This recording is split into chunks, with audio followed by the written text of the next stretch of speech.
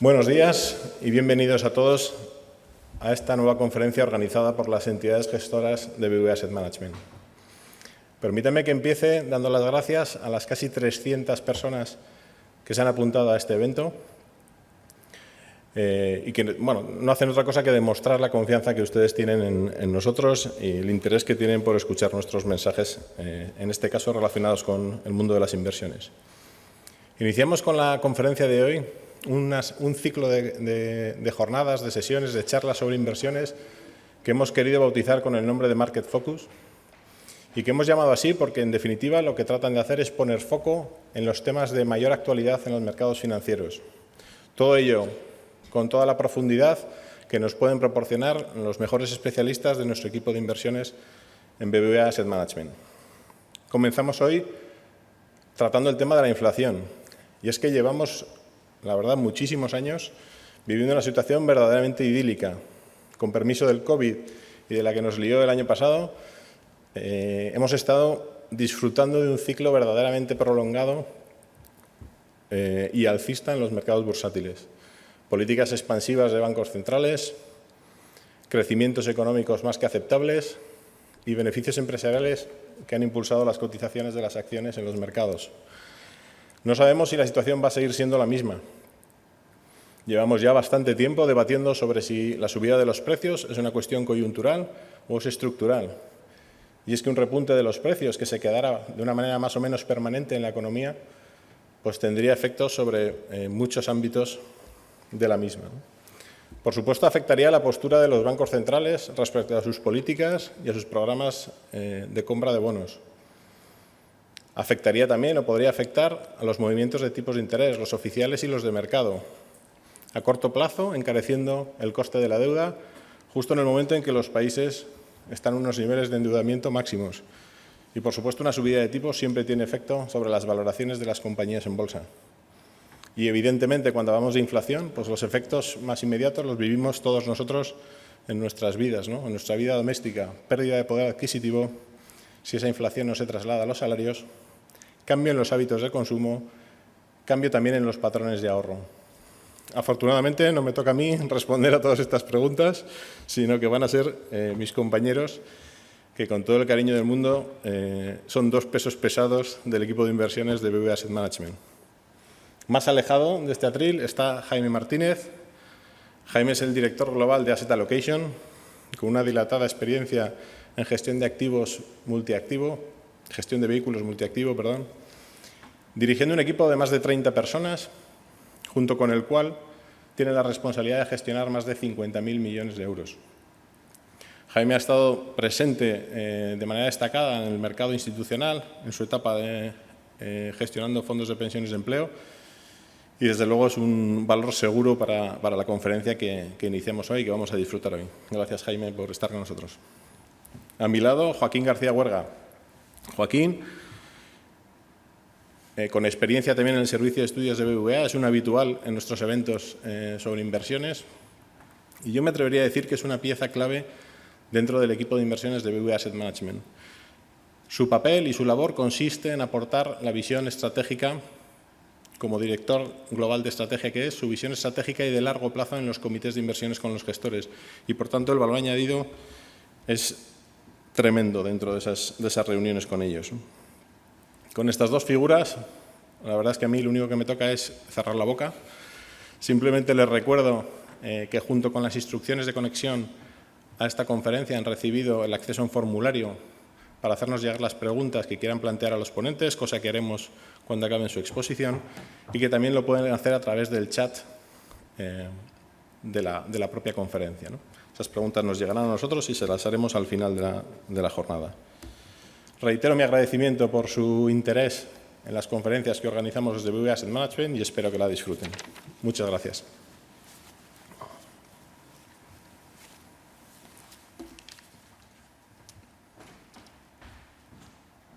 Muy bien, pues buenos días a todos por mi parte. Un placer estar aquí con ustedes y como comentaba Eduardo, ¿no? Tenemos unas cuantas preguntas, yo creo que críticas encima de la mesa y vamos a intentar responderlas. ¿Por qué estamos haciendo esta conferencia, esta charla? Bueno, pues porque hay preocupación, mayor o menor, depende de cada uno, de si podemos entrar en una espiral inflacionista, ¿no? Incluso hay artículos, ¿no?, algunos incendiarios, de a ver si se acercan los años 70, años 80, ¿no?, donde se veían inflaciones pues en cifras del 10% e incluso superiores, ¿no?, algo que muchos casi ni han conocido, ¿no? Entonces, el objetivo es determinar si estamos ante un cambio de régimen o si esta inflación que tenemos ahora mismo es de índole más transitoria, ¿no? Y el objetivo final no es para nosotros acertar con unas cifras exactas de inflación, acertar el decimal. No van por ahí los tiros. Para nosotros el objetivo es determinar, como digo, patrones de comportamiento en la inflación futura, porque el objetivo está en invertir el dinero de nuestros clientes de la mejor forma posible, ¿no? Y sabemos que la inflación es crítica para el devenir de esas inflaciones. Pues bien, lo primero vamos a hacer un rápido repaso de qué está sucediendo y cómo están las inflaciones a día de hoy. Se puede ver en pantalla cómo en Estados Unidos la inflación general ha rebotado con mucha fuerza y está marcando cifras en estos meses por encima del 5%, ¿no? También se ve cómo la crisis del año 2009 pues llegó a entrar en terreno negativo, pero solo ligeramente. Ha sido una inflación que siempre ha tendido a pivotar más o menos en torno al 2%, como se aprecia en el gráfico de la izquierda, ¿no? Quizá en esta última década algo por debajo del 2%.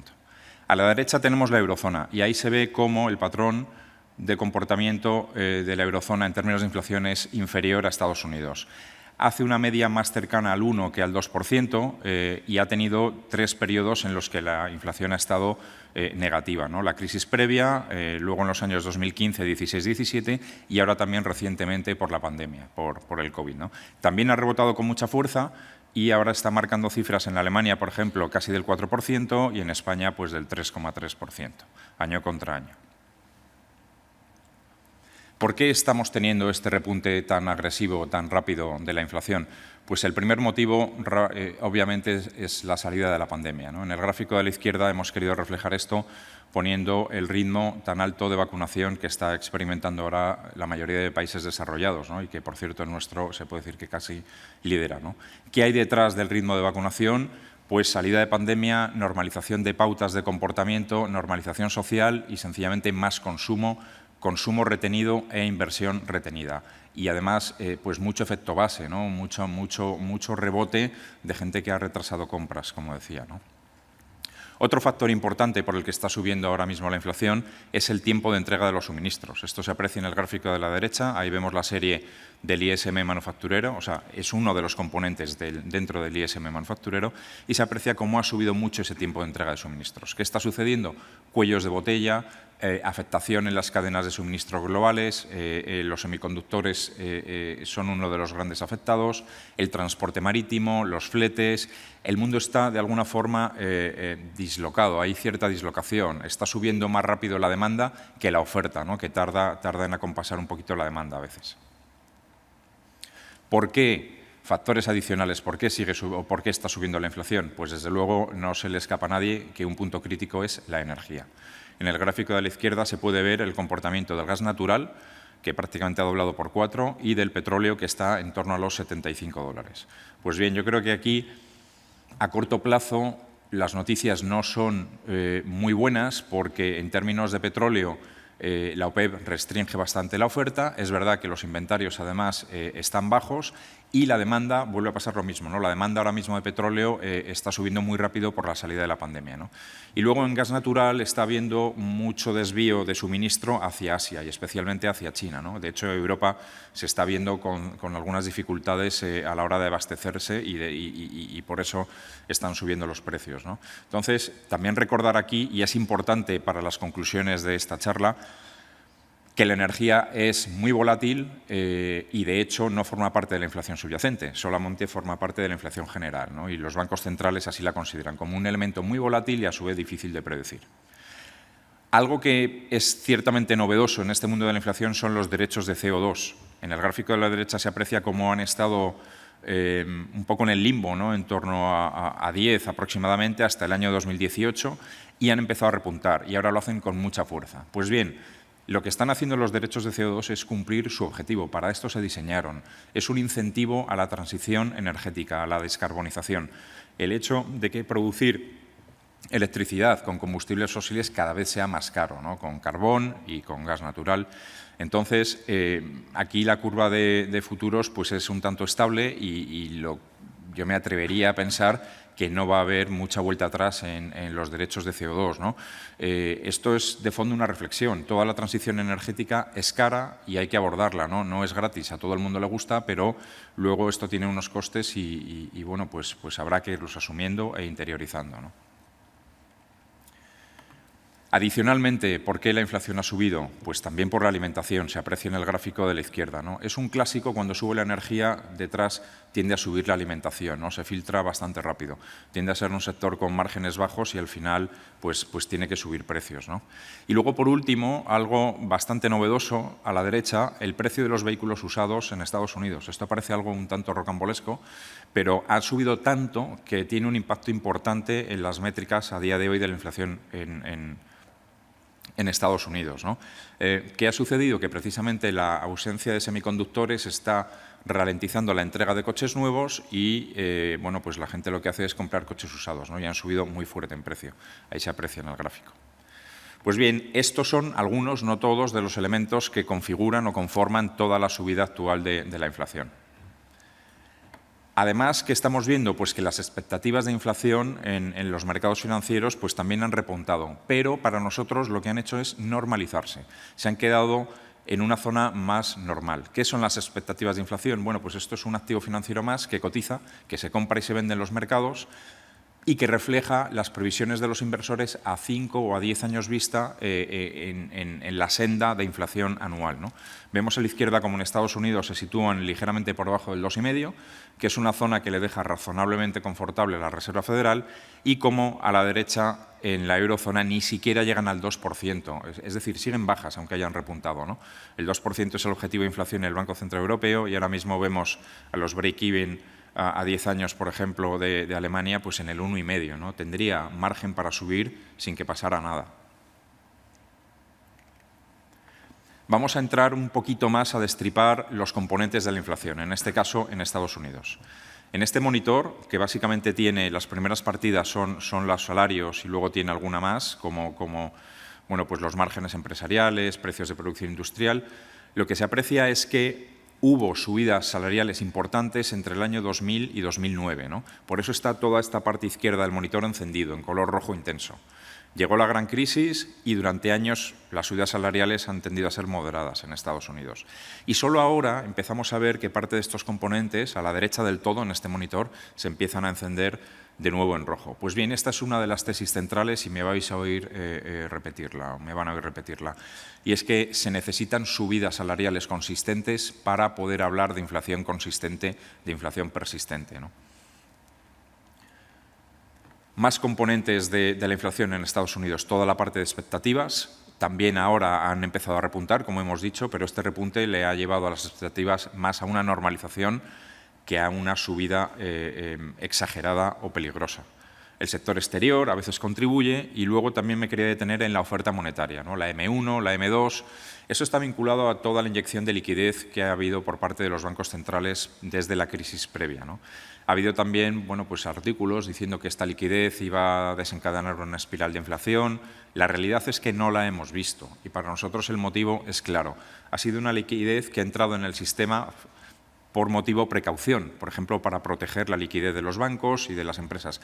Pero esa liquidez al final no se ha transformado en un crecimiento del crédito fuerte, ¿no? Que es otro de los condicionantes típicos para vivir un periodo inflacionista, que el crédito crezca fuerte a empresas y a consumidores. Y esta oferta monetaria tan abultada a día de hoy no se está transformando en un crecimiento del crédito fuerte. Pues bien, resumiendo estos 4 componentes de la inflación, se ve. Debajo tenemos, en la parte en la segunda tabla de esta página, vemos todos los componentes de la inflación, el IPC general, subyacente. En Estados Unidos vemos que ahora mismo están altos, el IPC general en el 5,4, y lo que se ve es que necesitamos, cuando ha habido inflación consistente en Estados Unidos, toda la parte del economic slack, de la parte de la economía, si tiene capacidad ociosa o no, no tenía capacidad ociosa. Y era sobre todo por el componente salarial, ¿no? Porque los salarios crecían fuerte y porque lo que se llama el output gap, la capacidad ociosa de la economía, pues no existía, ¿no? Era una economía funcionando a todo gas, con todos los cilindros, ¿no?, en marcha, y a día de hoy la situación económica, todavía por la pandemia, es un tanto anómala, ¿no? Entonces, vamos a ir ya empezando a sacar conclusiones desde aquí. La inflación apunta más a una situación de economía anómala que a una situación de economía madura y creciendo muy fuerte. Es crítico, como he dicho, el comportamiento de los salarios a la hora de pronosticar inflación futura y qué tipo de inflación vamos a tener. Aquí en Estados Unidos, a la izquierda, se ve cómo los salarios en estos años han crecido entre el 2,5% y el 3%. Hay una métrica muy sencilla, ¿no?, y es que los salarios en términos nominales deben crecer más o menos en media lo que crece la productividad más lo que crece la inflación. Pues bien, más o menos es lo que han estado haciendo estos años en Estados Unidos. Podemos poner un 1% de productividad y un 2% de inflación. Eso nos da una subida salarial aproximadamente del 3%, que es todavía donde están a día de hoy, ¿no? Y en la derecha vemos el índice de la Fed de Atlanta, que es un índice como un poquito menos volátil, limpiado de algunas partidas, y también lo vemos ahí situado entre el 3 y el 4%. Con lo cual, luego me volveré a referir al tema de salarios, pero a día de hoy los salarios en Estados Unidos no están disparados. Mismo monitor, pero en este caso para la eurozona. Aquí me voy a detener menos porque sencillamente la inflación en la eurozona está más baja que en Estados Unidos. Los salarios, ahora lo verán, van a menor ritmo. La lectura de los componentes es la misma. En el tema de la oferta monetaria es igual. Ha habido mucha inyección monetaria por parte del Banco Central Europeo que no se está trasladando, al menos por el momento, en inflación, y de hecho esa oferta monetaria estos próximos años lo que va a hacer es ir bajando. Y podemos ver el comportamiento de los salarios en la eurozona, como son aproximadamente un punto por debajo en crecimiento anual frente a los de Estados Unidos, ¿no? A la izquierda se aprecia cómo están en la zona del 1,5%, entre el 1,5% y el 2%, y lo mismo en el gráfico de la derecha. Pues bien, nosotros, como decía al comienzo, nos hacemos la pregunta, ¿no?, ¿qué tipo de inflación vamos a tener en estos próximos meses y años? Porque es crítico para las carteras de los clientes. Desde nuestro punto de vista, y aquí ya voy ahondando, ¿no?, en conclusiones, desde nuestro punto de vista tiene más carácter transitorio que estructural. Y así nos lo reflejan, por ejemplo, estos dos indicadores que hemos construido. A la izquierda, como siempre, Estados Unidos, derecha, eurozona. Y ahí se aprecia claramente cómo, con este indicador, la lectura que nos da es de una inflación muy transitoria, es decir, debiera revertir, ¿no? Esto está construido, es un tema muy técnico, ¿no?, pero bueno, es la distribución derivada de la mediana de las desviaciones de las inflaciones core respecto a medias de inflación más estables o truncadas, como por ejemplo la de la Fed de Cleveland.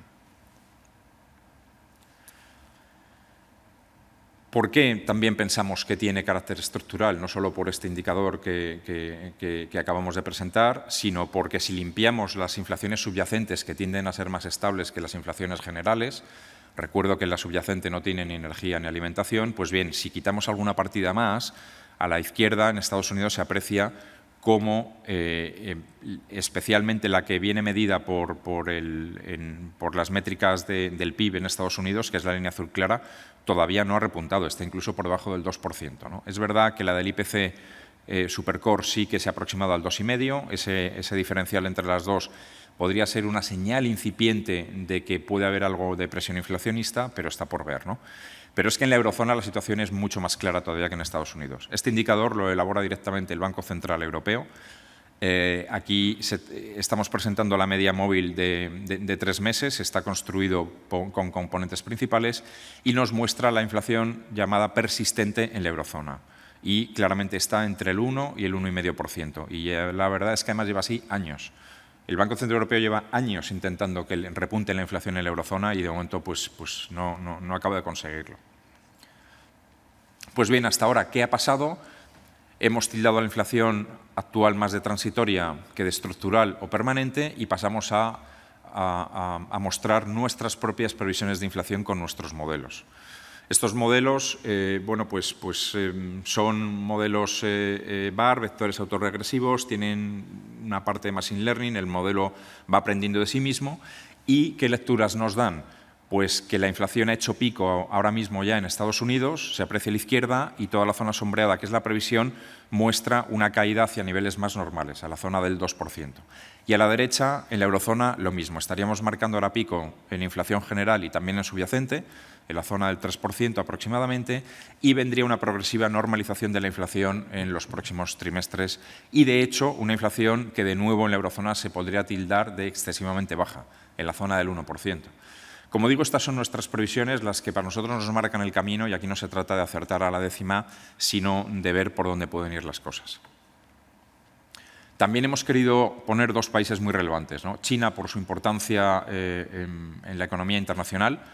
En China no hay presiones inflacionistas a día de hoy, no es un tema de preocupación allí, en el gráfico de la izquierda, y se ve como el modelo nos pronostica una inflación muy parecida a la actual, en la zona del 2%. Y luego a la derecha España, ¿no? Bueno, pues aquí se aprecia un enorme diferencial entre la inflación general, que está marcando un pico del 3,3%, y la inflación subyacente, que está solamente en el 0,7%, ¿no?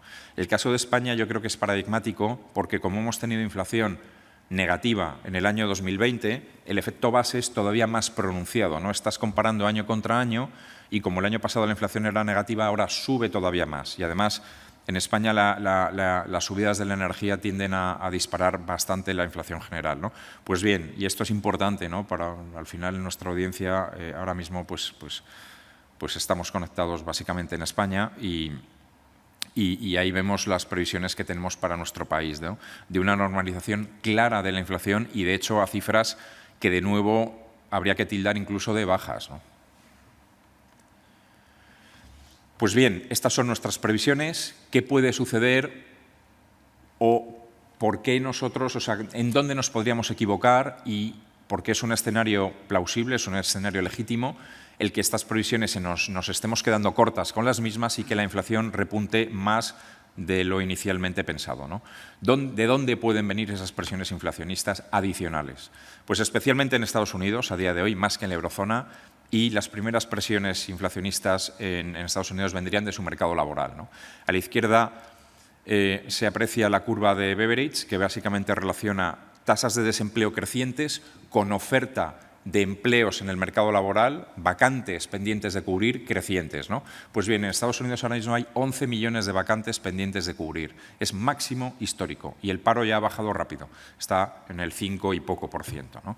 Entonces, a medida que baje el paro adicionalmente, que va a seguir bajando, pues hay muchísima vacante pendiente de cubrir, y los empresarios pueden acabar intentando atraer empleados, pues sencillamente subiendo los sueldos, ¿no? Y luego también importante, la tasa de participación a la derecha en Estados Unidos por la pandemia se ha desplomado, ¿no? Esto es una métrica bastante estable. En estos últimos años estaba en el 63,5%, se ha derrumbado hasta casi el 60%, ahora mismo está cerca del 62%, y nuestras previsiones hablan de ligera normalización, pero no vuelta a la métrica previa, al dato previo, ¿no? ¿Qué hay detrás? Pues que la pandemia ha tenido un impacto social tan grande que hay gente que podría todavía estar trabajando, pero que va a salir del mercado laboral de forma permanente, ¿no? Entonces, a menor tasa de participación, menos empleados disponibles para trabajar, y también puede generar cierta presión salarial. Adicionalmente, ¿por dónde pueden venir también presiones salariales en Estados Unidos? Pues por los alquileres. A la izquierda se aprecian las contribuciones que han tenido los alquileres en el IPC de Estados Unidos, es la parte azul oscura sombreada, y siempre han sido muy, muy potentes, ¿no? También las contribuciones de servicios, ¿no? Y tanto las contribuciones de alquileres como de servicios han menguado claramente en estos últimos trimestres por la pandemia, y sin embargo se ha disparado la parte de bienes. Lo normal es que baje la contribución de bienes en el IPC y empiece a subir toda la de servicios y también la de alquileres. Los alquileres en Estados Unidos prepandemia subían a un ritmo del 3,5% anual, y ahora mismo están en el 2,5% anual, con lo cual hay margen para que los alquileres suban en Estados Unidos, y ya se empieza a ver subidas en Los Ángeles, en Chicago, en Nueva York y en San Francisco. Estas áreas metropolitanas son enormes y cubren una buena parte de la población estadounidense. Adicionalmente, ¿qué puede suceder? Pues que el control de la pandemia sea cuasi total en estos próximos meses, y que las economías reaceleren con mucha fuerza en la última parte del año y en todo el 2022, sobre todo en el primer semestre. El estímulo fiscal en Estados Unidos va a ser muy potente, se está negociando ahora mismo y estamos hablando de entre 3 y 4 trillones de dólares a distribuir en unos 10 años. ¿Qué puede suceder también? Que los precios de la energía pues, sigan subiendo más, aunque ahora mismo los mercados de futuros nos dan precios de energía cayendo, ¿no? También puede suceder que los bancos centrales retrasen muchísimo las subidas de tipos de interés, porque ya nos han dicho qué es lo que pretenden hacer, ¿no? que quieren verle el blanco de los ojos a la inflación, ¿no? Y luego, por último, que se desanclaran las propias previsiones de inflación y esto, a su vez, genera cambios de comportamiento en los consumidores porque dispara el consumo, ¿no? Si alguien piensa que los bienes y servicios van a subir, se adelanta y los compra antes, ¿no? Pues bien, hasta aquí hemos hecho un repaso de qué ha pasado y de cuáles son nuestras previsiones y ahora Jaime y yo nos vamos a alternar y le doy paso a Jaime para contarnos por qué la inflación es tan importante en el mundo de las inversiones. Muchas gracias, Joaquín. Bueno, primero, buenos días a todos los que estáis conectados y gracias por asistir a esta conferencia. Gracias, Eduardo, por la introducción tan generosa que nos has hecho. Y efectivamente, Joaquín acaba de hacer una exposición muy brillante de dónde está la inflación, por qué ha subido y cuáles son nuestras perspectivas y también los riesgos a esas perspectivas que tenemos a día de hoy, ¿no? La pregunta que me hacías, Joaquín, es ¿por qué nos centramos en esto desde el punto de vista de inversiones? Bueno, pues simplemente porque, como mencionaba Eduardo al principio, la inflación es una merma en el poder en el valor de nuestros ahorros, ¿no? Es como si tuviéramos un cubo lleno de agua, nuestros ahorros fueran un cubo lleno de agua y tuvieran un agujero en la parte inferior, ¿no? Pues si no tapamos ese agujero, al cabo del tiempo nos quedamos sin agua. Eso pasaría con la inflación. Aquí hay un gráfico que veis qué pasaría con nuestros ahorros en una hipótesis de una inflación del 2%, que es la inflación objetivo de los bancos centrales en los países desarrollados. Bueno, pues en 25 años, si no hacemos nada con nuestros ahorros, ese 2% que se va drenando, por el agujerito va saliendo el agua, pues lo que hacemos es perdemos un 40% del valor de nuestros ahorros en esos 25 años, ¿no? Imaginaros si en vez de la inflación ser un 2, pues fuera un 4 o un 5%. La pérdida de ese 40% se produciría en 10, 12 años, ¿no? Con lo cual es esencial, como inversores, pues tener en cuenta la inflación, ¿no? De hecho, lo importante es que nos acostumbremos también a hablar en términos de rentabilidad real versus rentabilidad nominal. Normalmente, nosotros mismos y todos pues hablamos de rentabilidades en términos nominales, ¿no? La rentabilidad real no es ni más ni menos que la rentabilidad nominal ajustada por la inflación, ¿no? Es lo que queda después de ajustar nuestras rentabilidades por la inflación, ¿no? Pongo un ejemplo muy sencillote. Si a día de hoy, por ejemplo, el bono a 10 años español está ofreciendo una TIR del 0,33, es la rentabilidad que ofrece, teniendo en cuenta que la inflación actual española está en el 3,30, como acabamos de ver en los gráficos que ha enseñado Joaquín, si esta inflación se mantuviera durante el periodo de vida del bono, la rentabilidad real que nosotros tendríamos sería la resta y, por lo tanto, tendríamos un menos 3% prácticamente de rentabilidad real, ¿no? Sería una inversión francamente mala desde el punto de vista de cómo consigue preservar nuestro poder adquisitivo, ¿no? Y esto sucede en un contexto en el que la rentabilidad de los activos de renta fija, como bien sabéis, pues está en mínimos, ¿no? En el gráfico veis la evolución de los tipos a 10 años de los bonos de gobierno en Alemania, cuando venían hace 20 años de niveles pues, por encima del 4%, y ahora estamos en niveles negativos, entre menos 0,3, menos 0,4, lleva ahí estancado pues, unos cuantos meses, ¿no? Esta situación es todavía más grave si la inflación va a más, ¿no? Porque como veis en la línea azul clara, que es la inflación, perdón, la rentabilidad real, es decir, descontada la inflación, pues estamos en terreno negativo ya desde hace 5 o 6 años. Y, por lo tanto, lo que nos dice esto es que los bonos de gobierno de los países desarrollados, en este caso concreto de Alemania, pues es un activo muy malo si lo que queremos es protegernos de una subida de la inflación o de la actual inflación que tenemos ya a día de hoy, ¿no? Esto es un problema que es muy grave en la medida que las carteras conservadoras tienen un componente muy importante de activos de renta fija como este, ¿no? Como los bonos de gobierno. Por lo tanto, debemos de intentar buscar soluciones especialmente para aquellos clientes o para aquellas carteras que son más conservadoras, ¿no? Nosotros tenemos una opinión estratégica negativa sobre los bonos de gobierno, pero quizá hace falta dar una dar un paso más y ver cómo podemos elaborar una cartera que se comporte mejor en un hipotético entorno inflacionista. Joaquín nos ha expuesto muy bien que nuestra visión a día de hoy sobre la inflación es que la subida de inflación es que es transitoria y que no es estructural, pero también nos ha dicho al final que hay una serie de factores que pudieran hacer que esto se moviera en otra dirección, ¿no? Entonces nosotros como gestores pues estamos obligados casi a considerar, dada la importancia que hemos visto que tienen los activos de renta fija especialmente, estamos obligados a considerar la hipótesis de que nos equivoquemos y que la inflación se convierta en algo más estructural y más elevado de lo que hemos comentado, ¿no? Y cómo podríamos hacer una cartera más robusta, una cartera que se comportara mejor si ese escenario, que a día de hoy no es el nuestro, se diera, ¿no? Además, la mayor parte de nuestras carteras institucionales pues tienen un objetivo de rentabilidad vinculado a la inflación, con lo cual ya en el propio objetivo de nuestros fondos va incluida esa referencia a la inflación. Y en cualquier caso no es una preocupación exclusivamente nuestra, es una preocupación que obviamente todos los inversores institucionales están teniendo ahora mismo, ¿no? Eso se refleja, por ejemplo, en la última encuesta, el Fund Manager Survey, que se hace trimestralmente por parte de Bank of America, y es una encuesta que se hace a los inversores institucionales y se le pregunta cuál es el principal riesgo de cola que tú ves, ¿no? Bueno, pues desde hace ya unos meses, desde junio, el principal riesgo de cola que vemos los inversores institucionales, riesgo de cola es riesgo no el estándar, sino el que no está, por decirlo así, metido en los números, es la inflación. La inflación se percibe como más peligrosa a día de hoy para los inversores institucionales que incluso un repunte del COVID. De ahí, como veis, la magnitud del problema si llegáramos a ese escenario, ¿no? Entonces, el objetivo, por tanto, es investigar qué tipo de cartera o qué tipo de activos podríamos llegar a tener en una cartera para compensarnos de ese riesgo, ¿no? Y aquí, Joaquín, ¿qué nos dice la historia, ¿no? ¿Cómo se han comportado los activos a lo largo de la historia con respecto a la inflación? Pues sí, es importante, ¿no?, a la hora de invertir dinero el conocer cuál ha sido el comportamiento histórico de los activos financieros, ¿no? Es algo obligado, ¿no?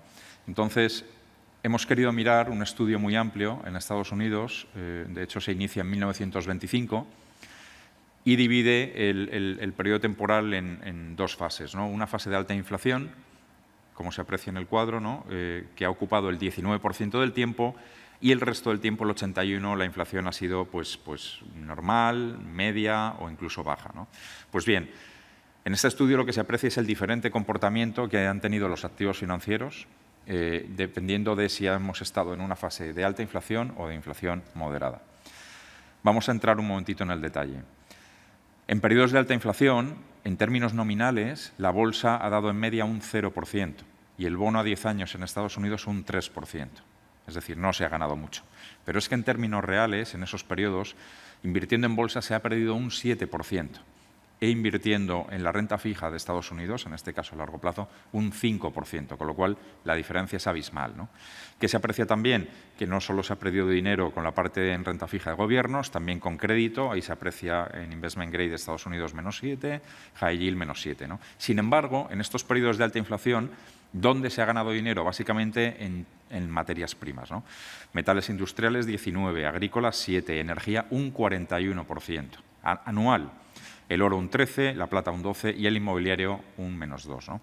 Sin embargo, el patrón de comportamiento cambia, es casi como ponerlo del revés, cuando la inflación ha sido normal, ¿no? La bolsa en términos nominales anualmente ha llegado a dar un 12%, la renta fija un 6%, toda la parte de gobiernos y renta fija en general pues ha dado dinero y, sin embargo, todo el componente, sobre todo de energía, metales, el oro, la plata, etcétera, pues se ha perdido dinero en términos reales con el mismo, ¿no? Con lo cual, una vez más decimos, es importantísimo determinar el régimen de inflación y las previsiones futuras para intentar dilucidar qué van a hacer las carteras de nuestros clientes e invertir el dinero de la mejor forma posible, ¿no? La historia nos dice que la diferencia de comportamiento es radical, ¿no? Pues bien, no solo nos tenemos que quedar en la historia, sino lo que hacemos es utilizar nuestras previsiones de inflación y de tipos de interés y vemos cómo encaja con el patrón de comportamiento histórico de los activos financieros, ¿no? Y por eso hemos desarrollado un modelo que llamamos pues, un modelo de inflación y tipos de interés pues, para ayudar a los equipos de inversiones, ¿no? A la izquierda tenemos la inflación general en Estados Unidos, en este caso desde el año 98. Está ligeramente suavizado toda la serie, ¿no? Normalmente, mejor dicho, definimos 3 fases, ¿no? La inflación moderada, es decir, cuando está en un rango del 1,5 al 2,5%, que son esas líneas punteadas, y luego cuando se nos sale la inflación de rango, bien por arriba o bien por abajo, que son esas columnas, ¿no?, sombreadas en azul. Pues bien, ahora mismo la tenemos fuera de rango, la inflación en Estados Unidos, ¿no? Pero ahí aparece también graficada nuestra previsión de normalización de inflación. A la derecha tenemos los tipos de interés, en este caso el bono de gobierno a 2 años en Estados Unidos. Aprecia totalmente toda la senda bajista ya durante décadas, como ahora mismo este tipo de interés en Estados Unidos ha hecho suelo y nuestra previsión es que lentamente vaya repuntando y que en el 2025 se acerque a la zona del 2%. Pues bien, juntamos inflación y tipos de interés precisamente por lo que contaba Jaime, porque al final tenemos que ver tipos de interés en términos reales, el mundo real, el mundo considerando la inflación a la hora de invertir, ¿no? Por eso metemos aquí los tipos de interés. Pues bien, esto nos da 6 fases, ¿no? Dependiendo de cómo se sitúe la inflación, son 3 fases y lo mezclamos con los tipos y 6 fases. Pues vamos a ver históricamente en estas 6 fases qué han hecho los activos financieros. Lo primero que se aprecia en este gráfico es toda la división por colores en las distintas fases. Es como un reloj que va marcando las horas. Y aquí lo que vemos es que estas fases son estables, que es una de las cosas que le pedimos a este tipo de modelos, ¿no? Que en media duran 16 meses, que no da saltos erráticos, ¿no?, nuestro modelo. A día de hoy estamos en fase 6, que se caracteriza por tener una inflación alta y con los tipos de interés la previsión es que vayan subiendo, ¿no? Y con nuestras previsiones lo que va a suceder es que nos vamos a mover a fase 5. La fase 5 se caracteriza por una inflación ya más moderada y todavía con tipos de interés subiendo. Pues bien, ¿qué ha sucedido en las fases 5, en las 6 y en todas las demás en los diferentes activos? Pues aquí lo tenemos presentado, ¿no? Las fases 1, 2 y 3 son fases en las que los tipos de interés han ido a la baja, ¿no? Por ejemplo, en el gráfico de arriba, en medio, se aprecia como la renta fija ha tenido históricamente mejor comportamiento con tipos de interés a la baja y que con tipos de interés al alza, ¿no?, que se podría ver en las fases 4, 5 y 6, ¿no? Pues bien, no me detengo porque esto sería larguísimo y además son gráficos que están más pequeños, pero sí me detengo, por ejemplo, en el comportamiento histórico de la fase 6 en la que estamos ahora, ¿no? Alta inflación y tipos de interés al alza. Pues bien, históricamente lo ha hecho bien el Standard & Poor's 500, lo han hecho muy bien los rates, los vehículos de inversión inmobiliaria, lo ha hecho bien el oro, lo ha hecho muy bien la energía y el índice general de materias primas. Y lo ha tendido a hacerlo bastante regular, por no decir mal, pues toda la parte de renta fija, ¿no? Mismo modelo, pero en este caso para España. Aquí se aprecia la inflación española a la izquierda, como veníamos en los años comienzos de los 2000 de inflaciones en la zona del 3-4% y como básicamente han bajado un escalón y se nos han metido en la zona del 0-1, como mucho 2%, ¿no? Entonces, ahora mismo pues tenemos la inflación española en la zona del 3 y algo por ciento, está prácticamente a punto de salirse de las bandas que hemos diseñado, pero aquí la anomalía es que España, al estar en la eurozona, va embarcada en una dinámica de tipos de interés todavía muy, muy estables. El Banco Central Europeo va a tardar en subir los tipos de interés y, de hecho, nuestras previsiones, nuestros modelos nos marcan una estabilidad de tipos todavía absoluta. Eso se aprecia en el gráfico de la derecha, ¿no? Incluso tienen el matiz de que todavía podrían caer más los tipos de mercado. Yo me quedaría con que van a estar estables. Entonces me quedaría con una reversión de la inflación, que todavía no se puede tildar de altísima, y con unos tipos de interés que van a tardar en moverse al alza, ¿no? En este caso, aplicado todo esto al modelo español. Pues bien, ahora mismo en España estaríamos en fase 2. Esta fase 2 nos dice que la inflación es moderada y los tipos de interés están estables o puntualmente se pueden mover todavía ligeramente al alza. Dicho de otra forma, todavía no va a haber presión de tipos de interés al alza, ¿no? Y, de hecho, la previsión que tenemos en el modelo español es que pasara a fase 1. La fase 1 es que la inflación ya baje, que se normalice, y todavía los tipos de interés no se van a mover al alza, ¿no? Pues bien, el patrón histórico de comportamiento de los activos financieros en fases 1 y 2 es claramente distinto a las fases 5 y 6 que mostraba en Estados Unidos, ¿no?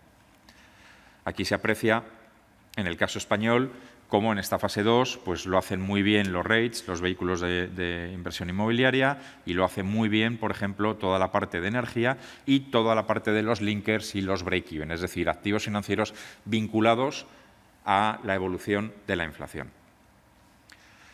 Yo creo que, Jaime, hasta aquí mi intervención. Te voy a volver ahora a dar paso para que nos cuentes toda la implicación práctica. Y no me gustaría cerrar sin hacer una brevísima recapitulación, ¿no?, de 30 segundos, ¿no? Por mi parte, por concluir, pensamos que no estamos ante un cambio de régimen de inflación, que necesitaríamos economías más maduras, creciendo fuerte, con crecimientos salariales sostenidos, especialmente en la eurozona, para hablar de altas inflaciones, ¿no? Deciros que la liquidez extraordinaria se irá retirando y hasta ahora no ha sido inflacionista. Y luego, por último, no hemos hablado, pero es un tema interesantísimo. Toda la parte de la globalización se ha ralentizado, pero no ha desaparecido. Y la globalización es una fuerza enormemente desinflacionista, ¿no? Porque mete presiones de precios en bienes, especialmente en bienes a nivel internacional, ¿no? Entonces, la globalización no es tan fácil quitarla de encima de la mesa y va a seguir ahí, ¿no?, durante mucho tiempo, me atrevería a decir, ¿no? Con lo cual, yo creo que con estas conclusiones cierro mi parte y luego ya vendrán preguntas. Muy bien, gracias, Joaquín.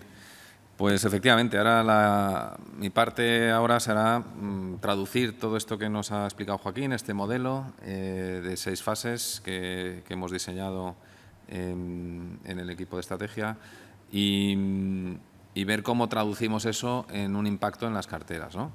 Entonces, tengo aquí un guión del caso real que tenemos funcionando ya a día de hoy en uno de los vehículos que gestionamos en BV Asset Management, que son los vehículos ciclo de vida, ¿no?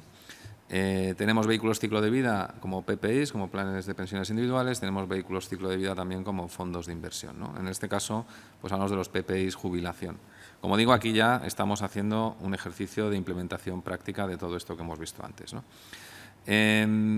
¿Cuáles son las fases que seguimos, ¿no?, para llegar a esta implementación? Bueno, pues lo primero es, en el caso de los vehículos ciclo de vida, como digo, diseñar cuál es lo que llamamos la ruta de planeo. La ruta de planeo es la evolución, luego lo veremos en un gráfico, que van a tener los diferentes activos a medida que transcurre el tiempo y llegamos al destino, al horizonte o a la jubilación, en el caso de que sea la jubilación, marcado por el vehículo en el que estamos invirtiendo, ¿no?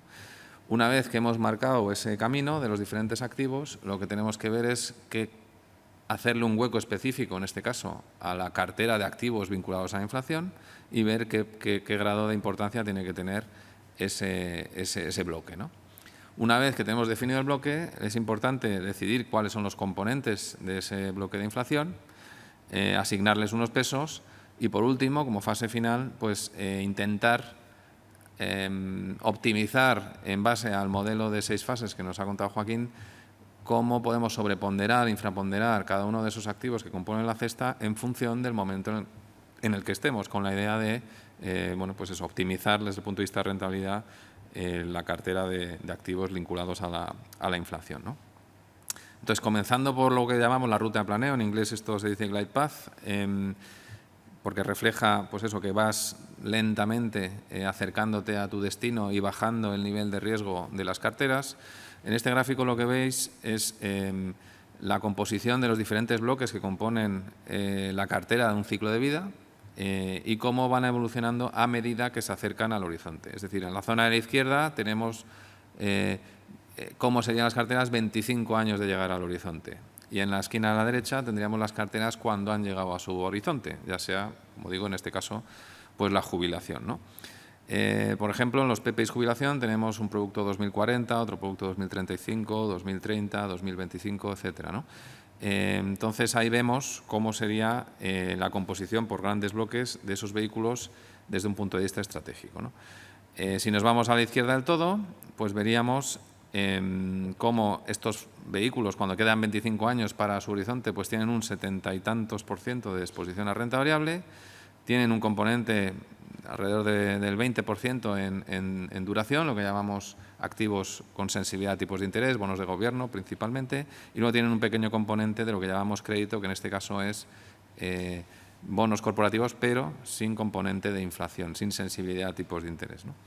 Entonces, muchos productos de ciclo de vida lo que hacen es que, evidentemente, a medida que se acerca el horizonte, pues se va reduciendo el riesgo, se va reduciendo el componente de renta variable.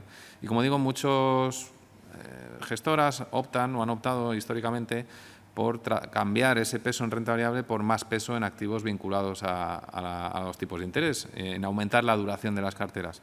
Para nosotros eso es erróneo, ya que hemos visto que los activos de renta fija vinculados a los tipos de interés no protegen de la inflación, y lo que nos interesa cuando estamos cerca de nuestro objetivo de la jubilación es preservar el capital precisamente de la inflación, y los bonos no lo hacen, ¿no? Por lo tanto, es ahí cuando entra en juego la línea azul oscura, o el área azul oscura, perdón, que es ese bloque de activos vinculados a la inflación que, como veis, pues empieza teniendo muy poca importancia.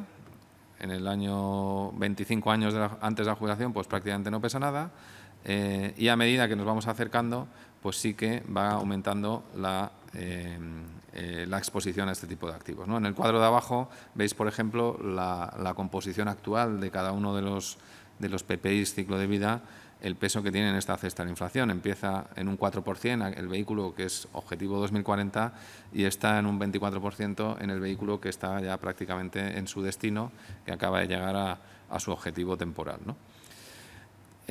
Una vez que hemos decidido el peso que tiene el bloque de inflación dentro de las carteras, con una perspectiva estratégica, ahora tenemos que decir qué entra dentro de ese bloque de inflación, ¿no? Y para eso pues, hemos usado pues, información como la que ha preparado Joaquín, ¿no? Datos muy históricos, de muy largo plazo, datos de menos largo plazo, y también un estudio que ha hecho el equipo de estrategia en el que miran otros componentes del comportamiento de los activos, no solo la dirección, ¿no? Y en concreto son tres cosas que miramos, ¿no? Uno es la correlación con la inflación, es decir, si el activo se mueve en la misma dirección que la inflación, cuando la inflación sube, en este caso, que es lo que nos preocupa. Otro, la estabilidad de la correlación, es decir, en qué medida ese movimiento de ese activo con respecto a la inflación se repite en el tiempo, es decir, si podemos confiar en que va a pasar la mayor parte de las veces.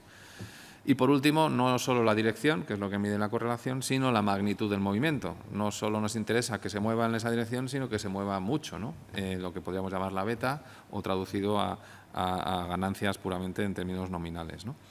Y con esos mimbres pues construimos lo que hemos llegado a los finalistas o a los que han pasado la prueba, y a los 5 activos que consideramos que debemos de tener en la cesta de activos de inflación. Y esos activos los tenéis a la izquierda, son las materias primas, un índice de REITs, que para el que no conozca pues son acciones cotizadas que tienen un componente, vamos, que son acciones de componente inmobiliario.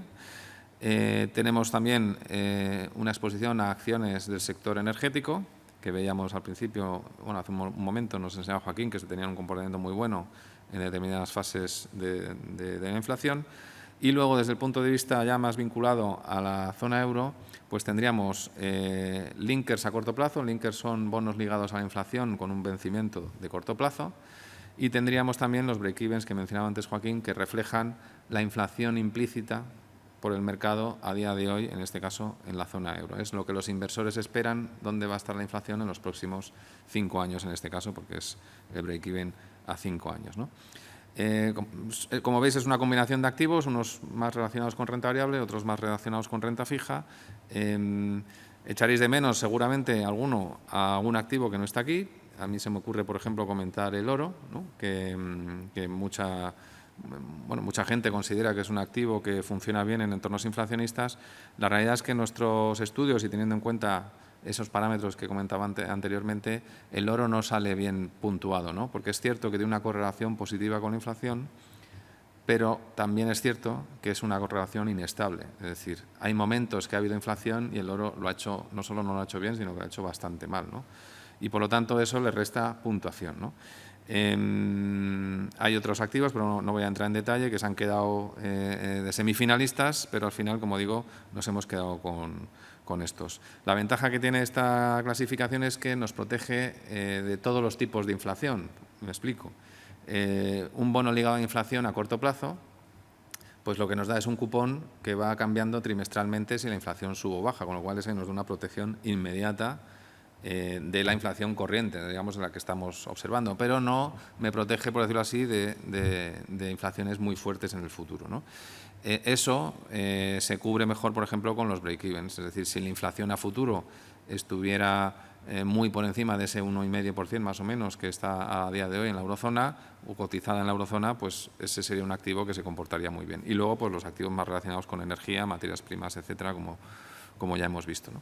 El siguiente paso es cómo combinamos estos activos, ¿no? Y bueno, aquí si hacemos un equiponderado desde el punto de vista nominal, es decir, ponemos la misma cantidad en cada uno de ellos, estaríamos cometiendo probablemente un error, porque la volatilidad de algunos de ellos no tiene que ver con la de otros. Es decir, la volatilidad de las materias primas, la volatilidad de las acciones energéticas o incluso de los REITs, pues es muy alta, hasta alrededor del 20 y tantos %, mientras que la volatilidad de los linkers pues está cerca del 2%, con lo cual nos parece que tiene mucho más sentido asignar los pesos en función de la volatilidad, del modo que todos pesen lo mismo en términos de riesgo, ¿vale? Y ese es el resultado que saldría si todo lo equiponderamos en términos de riesgo. Esos pesos son los que nos saldrían un 40% en break-even, un 48% en linkers, etcétera, ¿no? Y este sería, por decirlo así, el peso de referencia, el peso que tendríamos estructuralmente si no aplicamos un modelo táctico como el modelo de fases que nos ha explicado Joaquín, ¿no? Si aplicamos ese modelo, pues los pesos tienen que cambiar, ¿no? Entonces, la solución que hemos encontrado para aplicar ese modelo, que como hemos visto había un modelo para la inflación americana y otro modelo para la inflación española, lo que hemos hecho es distinguir los activos en función de cuál es su motor, ¿no? Si el motor de un activo dentro de la cesta de inflación es la inflación global, en este caso aproximada por la inflación de Estados Unidos, pues digamos que ese activo compone la cesta de inflación global. Si el activo está más relacionado con la inflación local, en este caso la eurozona, o aproximada por la inflación española, pues digamos que es un activo de la cesta de inflación local, ¿no? Entonces, consideramos esas dos cestas por separado y en cada una de ellas miramos en qué fase está. La cesta global miramos en qué fase está, que como nos ha explicado Joaquín hace un momento, pues estaríamos en fase 6 y me va a dar un resultado de sobreponderar o infraponderar determinados activos en función de la fase en la que estoy y tendremos la cesta de inflación ajustada ya por la fase global. Lo mismo por la parte local, que iría por la parte de abajo del gráfico, y tendríamos la cesta de inflación local en función de la fase en la que está la inflación local, que como hemos visto antes estamos en fase 2, a diferencia de la otra fase global, ¿no? Y la clave, por lo tanto, es combinar esas dos cestas, la inflación local y la inflación global, para lo que llamamos la cesta de inflación final, ¿no? Voy a poner un ejemplo porque se puede haber liado todos estos conceptos de cómo estaría ahora mismo esta cesta de inflación en el caso de los planes de pensiones individuales jubilación, ¿no? La cartera local estaría compuesta, en este caso, por los break-evens y por la inflación a corto plazo, los bonos ligados a inflación a corto plazo, que son los que les afecta más la inflación de España, la inflación de la eurozona. Y bueno, pues saldría sobreponderado, en este caso, respecto al peso neutral, los break-evens, ¿no? Si vamos a la cartera global, pues hacemos el mismo ejercicio y nos sale sobreponderado bueno, pues unos activos sobre otros. En este caso, también está respecto a esa equiponderación en términos de riesgo, pues sale ponderado unos activos respecto a otros, ¿no? Y por último, los combinados conjuntamente y nos sale esa cesta final, que esa sí que es la cesta que tendríamos en las carteras una vez implementado el modelo táctico, ¿no? Y que pretende, por decirlo así, estar posicionado de la manera más ventajosa en función de las fases en las que estamos, ¿no? Si comparásemos este cuadro de la derecha, en la página 37, con el que teníamos en la página 35, esos pesos, pues veréis cómo el movimiento básicamente es que tenemos más peso en break-evens que esa cartera neutral, tenemos menos peso, en cambio, en bonos ligados a inflación a corto plazo y tenemos un mayor peso en general en los activos globales, porque está en una fase favorable para los activos globales, ¿no? En concreto, lo que más sube es los REITs, que prácticamente dobla el peso, pasa de 3,8 a 6. También dobla el peso la energía, que pasa de 2,3 a 5%, y también aumenta, aunque en menor medida, porque es menos favorable para las materias primas esta fase, sube de 6,1 a 8 el peso que le daríamos a las materias primas en la cartera, ¿no? Con esto, pues es un ejemplo de aplicación real de lo que tendríamos en estos fondos para protegernos de una subida, de un escenario inflacionista en las carteras, ¿no? Entonces, para resumir un poco todo lo que hemos comentado, hemos visto cómo la inflación es una cosa que nos debe de preocupar como inversores, es un factor muy importante a tener en cuenta para los que gestionamos las inversiones. Joaquín nos ha explicado perfectamente cuál es la situación actual de la inflación, por qué está subiendo, cuáles son las causas que hay detrás, cuáles son nuestras perspectivas, y también nos ha explicado los escenarios de riesgo, por qué se pueden dar, ¿no? En el caso de que haya una subida de inflación, por dónde puede venir. Y hemos visto cómo podemos incorporar esta sensibilidad a que tuviéramos un entorno de inflación más alto en el futuro, cómo podemos incorporar eso en la realidad de las carteras con un proceso basado tanto a nivel estratégico como a nivel táctico en un estudio de las fases en las que está la inflación en cada área geográfica. Por lo tanto, con esto terminamos. Simplemente para nuestros clientes más relacionados con la previsión colectiva, pues animaros a que tengáis, si es un tema que os interesa, a que tengáis la conversación con nuestro equipo de inversiones, con el equipo de relación de negocio en las próximas semanas para profundizar sobre este tema. Para aquellos clientes que no son institucionales, pues animo a que entren en la web de VA Asset Management y echen un vistazo a estos vehículos de ciclo de vida, por si tienen interés en ver cómo funcionan. Y para aquellos que no son clientes ni lo quieren ser, pues simplemente espero que haya sido una fuente de inspiración para que vean cómo hacemos las cosas en BBVA Asset Management y cómo pensamos un poco en proteger las carteras en caso de que ocurra un entorno inflacionista. Muchas gracias, Jaime. Muchas gracias, Joaquín, también. La verdad es que mi más sincera enhorabuena por las explicaciones y por la charla que habéis dado. Id contando con que os vamos a invitar más veces, así que reservad agenda, que habrá ocasiones futuras. Me he traído aquí, mientras os escuchaba, unas preguntas que nos han ido llegando, tanto por chat como por el formulario. Yo la lanzo ahí al vuelo y el que esté más rápido se la queda para contestarla, ¿vale? Como si queréis hacerlo los dos. Empieza con la primera. Son todo temas que han ido saliendo en la explicación, pero igual conviene profundizar en alguno de ellos. Os voy comentando. Nos preguntan por el impacto en la inflación de la salida de la pandemia. Esta me la quedo. Mía. Muy bien. Bueno, yo creo que tiene una doble componente, ¿no? Por un lado, tiene todo el efecto rebote que estamos viendo ahora, ¿no? De normalización de pautas, ¿no? de consumo, de atascos en procesos productivos, en cadenas de producción. Todo eso es inflacionista, pero todo esto se va a normalizar y en estos próximos trimestres todo eso debería retornar a situaciones prepandemia, ¿no? De hecho, esta semana, por ejemplo, se ha publicado la inflación de agosto en Estados Unidos y lo que se ha visto es que hay componentes totalmente, llamémosle, pandémicos que empiezan a ceder, ¿no? Por ejemplo, los hoteles mes contra mes, julio contra agosto, han caído un 2,9%. Los billetes de avión han caído un 9,1%. Los coches usados ya empiezan a caer un 1,5%, con lo cual, y así lo ha interpretado el mercado esta semana con estos datos, con lo cual esta idea, o sea, estos últimos datos refuerzan la idea que hemos querido transmitir de que ahora mismo estamos marcando pico en las inflaciones, ¿no? Lo apuntabas tú, creo que ha sido, Joaquín, en tu exposición. Nos preguntaban por el caso concreto, no sé si podemos profundizar, de cómo afectan la crisis de los semiconductores y la subida de precios en el transporte marítimo a la inflación. Bueno, de nuevo yo creo que ha sido inflacionista, pero de nuevo también yo lo tildaría, bueno, aquí ya quizás un poquito más arriesgado decir que va a ser algo cortoplacista, porque las noticias que llegan del mundo de los semiconductores es que el cuello de botella va a durar trimestres, se está alargando. Impacta especialmente a la industria del automóvil, por eso se ha filtrado vía inflación con los coches usados, y en la medida en la que se normalice la distribución de semiconductores, sobre todo la parte de coches usados que ya puede empezar a ceder, pues seguirá cediendo. Pero yo creo que esto tiene más miga, ¿no? Aquí hay un tema de fondo. Los semiconductores es tecnología punta, es súper estratégico. Hay muy pocas empresas punteras grandes a nivel internacional. Los países las protegen incluso con legislación.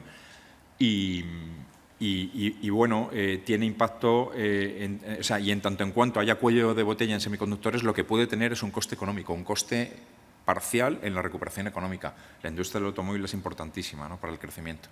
Entonces, esto va desgraciadamente más para medio plazo que para muy corto.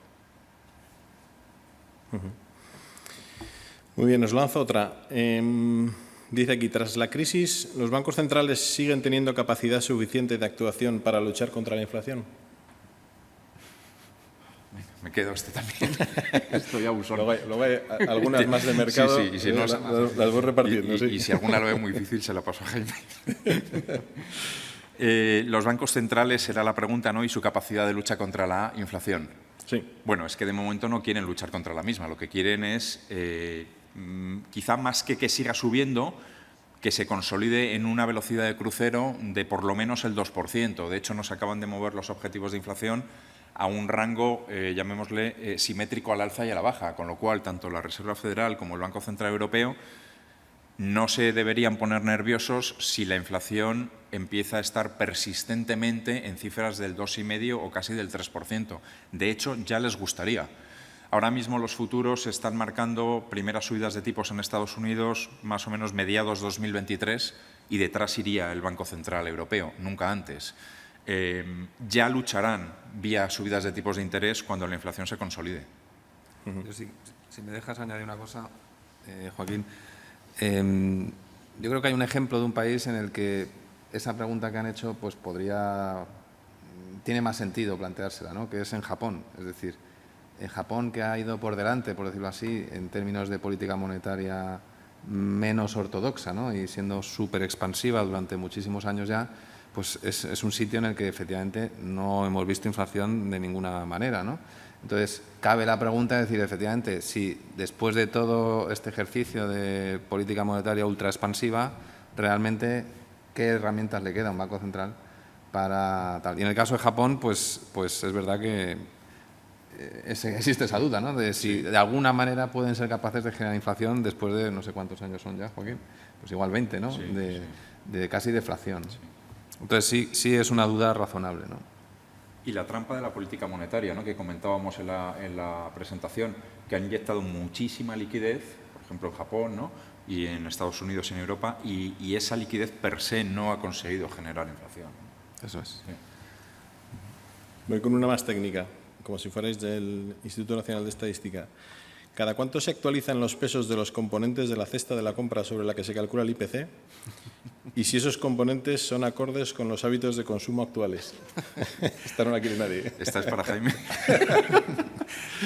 Esta es la típica pregunta que se sabe mejor mi equipo que yo. Me atrevo a decir que anualmente, pero claro, hay cosas técnicas que a día de hoy a mí se me escapan. No me atrevo a poner la mano en el fuego si es trimestral, si es anual. Juraría que anual. ¿Y respecto a si reflejan o no los hábitos de consumo?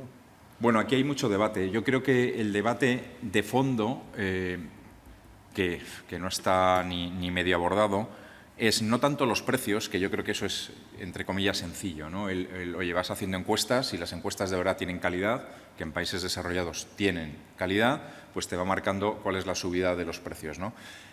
Hay un componente que vendría a decir que la inflación realmente es más alta de lo que están marcando el dato oficial estos últimos años, que es la calidad y durabilidad de los bienes que se producen, ¿no? No tiene la misma calidad ni duración un coche comprado ahora mismo en 2021 que un coche de 1980. No tiene nada que ver, ¿no? Pero claro, ¿cómo introduces eso en métricas de inflación? Yo creo que eso está por ver, ¿no? Vale, termino con 3 preguntas de mercado, ¿de acuerdo? O más relacionadas, digamos, con mercados financieros. ¿Cómo podríamos, si tuviéramos que optar por alguna divisa para protegernos de la inflación, qué divisas serían? ¿Esta me la quedo yo? Sí, para ti. Vale. Bueno, pues efectivamente es una buena pregunta. Como habéis visto, en la cesta de activos que hemos implementado nosotros, estos 5, no hay ninguna divisa, ¿no? Y originalmente, si los que hayáis estado más atentos, habréis visto que en el modelo de fases, Joaquín nos presentaba unas tablas en las que aparecían determinadas divisas. Aparecía el dólar australiano, el dólar canadiense, si no me equivoco, y la corona noruega, ¿no? Que son divisas que a priori nosotros metimos en el estudio porque son divisas, digamos, de países que se comportan o que tienen una relación con las materias primas, ¿no? Por ejemplo, Noruega pues es un país productor de petróleo, luego es lógico pensar que la divisa noruega tiene cierta relación con la evolución de la materia prima y, por lo tanto, con la evolución de la inflación. Y por eso las metimos en el estudio preliminar. Pero pasado el filtro este que decía de la correlación, de la estabilidad de la correlación y de la magnitud del movimiento, pues la realidad es que puntuaban a mitad de tabla. Tanto el dólar australiano como el dólar canadiense como el dólar neozelandés. Y por lo tanto, pues consideramos que tenían menos hueco en una cartera. Yo creo que en aquello sí que sería una solución, por ejemplo, como idea, para aquellos inversores que por algún motivo pues no son capaces de acceder a comprar materias primas. Hay algunos tipos de vehículos que desde el punto de vista regulatorio pues tienen eso más restringido, por ejemplo. Pues puede ser digamos un proxy, una aproximación a la materia prima el comprar pues el dólar canadiense, el dólar canadiense, el dólar australiano o la corona noruega, o incluso el rublo, ¿no? Aquel que pudiera comprar rublos, la divisa rusa, pues eso efectivamente eso tiene una correlación positiva, estable y favorable con la evolución, en este caso, de la energía, ¿no? Sería otra manera. El peso mexicano sería otro activo que tiene un cierto componente relacionado con eso, pero al final la explicación de por qué no puntuaban bien es sencillamente porque, aparte de tener esa sensibilidad a la evolución de los precios de las materias primas, pues está claro que hay otros factores que tienen una importancia también relevante en lo que hacen estas divisas, pues la política monetaria, sin ir más lejos, de cada uno de estos países. Y claro, pues a veces coincide que esa política monetaria va en la misma dirección que la inflación, a veces no, y por eso hace que esa estabilidad en la correlación sea peor. Pero con esas 4 o 5 ideas que os he dicho, podrían ser alternativas con divisas a una cartera inflacionista. Muy bien. Pasamos a las bolsas. Con las circunstancias actuales y con lo que se ha explicado aquí esta mañana, ¿qué visión tenemos sobre valores growth? ¿Seguirán creciendo como en los últimos meses, años? ¿Nos repartimos? Sí, nos las repartimos. Valores growth lo han hecho muy bien 10, 12 últimos años, prácticamente desde la crisis previa. Uno de los grandes condicionantes o de los factores para que lo hayan hecho también ha sido toda la caída de los tipos de interés, ¿no? Tienden a ser compañías de crecimiento, obviamente por definición, con calidad, sin problemas de balance, etcétera, etcétera, ¿no? Y vadean muy bien una situación económica de cierta atonía. ¿Qué se necesitaría para tener una transición fuerte de growth a value? Pues subidas de tipos de interés, crecimientos económicos muy fuertes e inflación, precisamente inflación también, muy importante, ¿no? ¿Vamos a tener todo eso? Pues parece que un poco sí, pero a cámara lenta, ¿no? Llevamos ya bastante tiempo diciendo que tal vez estemos ahora mismo en el desierto, en el valle, en esa transición entre growth y value, pero esto da la sensación de que va para largo. Así es como lo vemos desde estrategia, desde el equipo. Bueno, pues por añadir matiz, ¿no? Efectivamente, el factor value versus factor growth, ¿no? Como decía Joaquín, pues lo ha hecho fatal el value en los últimos 12 años aproximadamente. Con lo cual, desde una perspectiva muy de largo plazo, pues alguien podría decir, oye, pues no es mal momento, ¿no? Digamos que esa relación está en un percentil muy bajo y, por lo tanto, en la medida que pienses que puede haber una reversión a su sitio natural, pues sería un buen momento para apostar más por los valores que tienen un factor value más grande que por los que tienen un factor growth, ¿no? Pero es verdad que tienen que ocurrir factores, una serie de cosas a corto plazo para que eso ocurra, que las ha mencionado Joaquín, y no insisto, ¿no? Desde una perspectiva, sí que me da pie esto a comentar que del mismo modo que hemos analizado cómo montar una cartera de activos inflacionistas desde una perspectiva de activos tradicionales, toda esta lista. También estamos haciendo un estudio, dentro del equipo de Asset Allocation, estamos mirando estrategias sistemáticas que invierten en estos factores, cómo se comportan esos factores, que ya no son activos tradicionales, es el propio factor value, el propio factor growth, el momentum, etcétera, en episodios inflacionistas, ¿no? Y aquí el problema que tenemos es que, claro, toda la historia de estos factores es de estos últimos 20 años, porque no existía, por decirlo así, bases de datos con estas series muy antiguas, a diferencia de la de 1925 que nos ha enseñado Joaquín, ¿no? Entonces, justo estos 20 años realmente es que no ha habido casi episodios inflacionistas, con lo cual es muy difícil encontrar una relación. Pero se intuye que a nivel de factores dentro de renta variable, el quality, el factor calidad, es el que mejor se comporta en estos entornos inflacionistas que, insisto, que ha habido pocos, ¿no? Y otro factor que funciona bien, ya a nivel cross-asset, es decir, en los diferentes activos, es el momentum, es el seguir aquellos activos que lo han hecho mejor, ¿no? Pero es un área de interés que estamos trabajando también en el equipo cuantitativo, está trabajando en analizarlo.